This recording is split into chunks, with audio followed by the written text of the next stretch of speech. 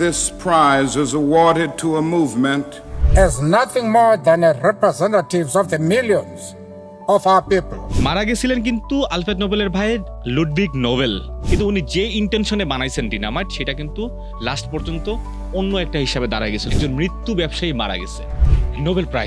Nobel prize প্রত্যেক বছর আসে এবং আমরা জানি নোবেল প্রাইজের সাথে যার নাম জড়িত তিনি হচ্ছেন আলফ্রেড নোবেল। কিন্তু ইতিহাসে একটা কথা প্রচলিত আছে যে আলফ্রেড নোবেল পাপের প্রায়শ্চিত্ত করতেই নাকি নোবেল প্রাইজ চালু করছিলেন। ঘটনাটা আসলে কতটা সত্য আমরা আসলে ইতিহাসের একটু ঘাটাঘাটি করলে সেটা জানতে পারবো। আমি শুরু করি, নোবেল প্রাইজ যিনি চালু করছেন আলফ্রেড নোবেল, বেসিক্যালি কিন্তু উনি শুধু নোবেল প্রাইজের জন্য গোটা বিশ্বে আসলে ওনারা চীনের ব্যাপারটা এরকম না, উনি কিন্তু ডিনামাইট বানাইছিলেন, যেটা দিয়ে আসলে পাহাড় কাটা, রাস্তা সুড়ঙ্গ নির্মাণের মতো কঠিন কঠিন কাজ শ্রমিকদের জন্য সহজ হয়েছিল। কিন্তু ডিনামাইটের আগের স্টোরিটা কি? এর আগের স্টোরিটা হচ্ছে 1847 সালে ইতালীয় রসায়নবিদ আসকানিও সোব্রেরো যখন নাইট্রোগ্লিসারিন বানাইলো, ওইটা কিন্তু ছিল খুবই অস্থিতিশীল এবং যেটা ব্যবহার করার জন্য মানুষ ঝুঁকি নিতে অনেক ভয় পাইতো। এই জিনিসটাকে আলফ্রেড নোবেল এবং তার পরিবার চেষ্টা করলো ব্যবহার উপযোগী কিভাবে করা যায়। একটা পর্যায়ে 1867 সালে আলফ্রেড নোবেল এটার একটা ব্যবহার উপযোগী করতে পারছিলেন এবং তার নাম দিয়েছিলেন ডিনামাইট। তো ডিনামাইট জিনিসটার ইন্টেনশন কি ছিল? ডিনামাইট কেন তিনি বানাইছিলেন? ডিনামাইট বানাইছিলেন শ্রমিকদের হেল্প করার জন্য, কারণ এটা দিয়ে খুব সহজে পাহাড় কাটা, খনি, রেলপথ, রাস্তা, সুড়ঙ্গ নির্মাণের মতো কঠিন কঠিন কাজগুলো করা যাইত।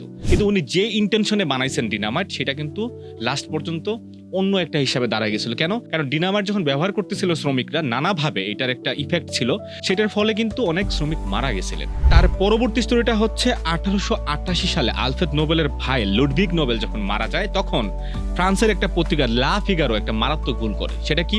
মারা গেছিলেন কিন্তু আলফ্রেড নোবেলের ভাই লুডভিগ নোবেল, কিন্তু সেই পত্রিকা শিরোনামে লিখছিল যে আলফ্রেড নোবেল মারা গেছে। শুধু এখানে ওরা থামে না, তারা বলছে যে একজন মৃত্যু ব্যবসায়ী মারা গেছে। কিন্তু আলফ্রেড নোবেল তো তখন জীবিত ছিলেন। উনি যখন এই শিরোনামটা বা এই ধরনের একটা মানে সামারি, ওই হেডলাইনটার সামারিটা এরকমই ছিল যে আলফ্রেড নোবেলরে মানবতার পক্ষের লোক বলা সম্ভব হচ্ছে না। ওরা না হয় ভুল করছে, ওরা ভাবছে আলফ্রেড নোবেল তো মারা গেছে, কিন্তু আলফ্রেড নোবেল তো মারা যায় না, মারা গেছিলেন ওনার ভাই।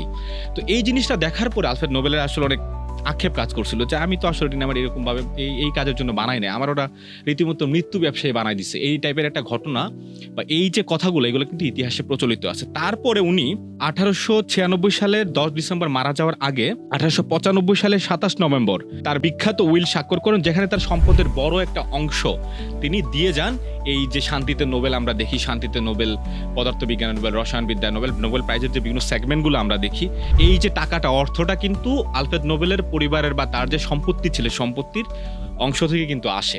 তো অনেকের ধারণা যে আলফ্রেড নোবেল আসলে একটা রিয়েলাইজেশনে পৌঁছাইছিলেন যে যেহেতু সবাই আমারে বলতেছে আমি মৃত্যু ব্যবসায়ী বা ডিনামাইট তো আসলে আমি ওই কারণে বানাই না, তাহলে আমার এই জিনিসটা আমি মানুষের জন্য দিয়ে যাব।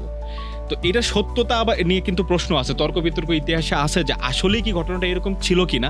তবে এটা সত্যি যে ফ্রান্সের পত্রিকা লা ফিগারো আলফ্রেড নোবেলের ভাই লুডভিগ নোবেলের মারা যাওয়ার পর এই ভুল শিরোনামটা করছিল এবং ওনারা ধরে নিয়েছিল যে আলফ্রেড নোবেল মারা গেছে।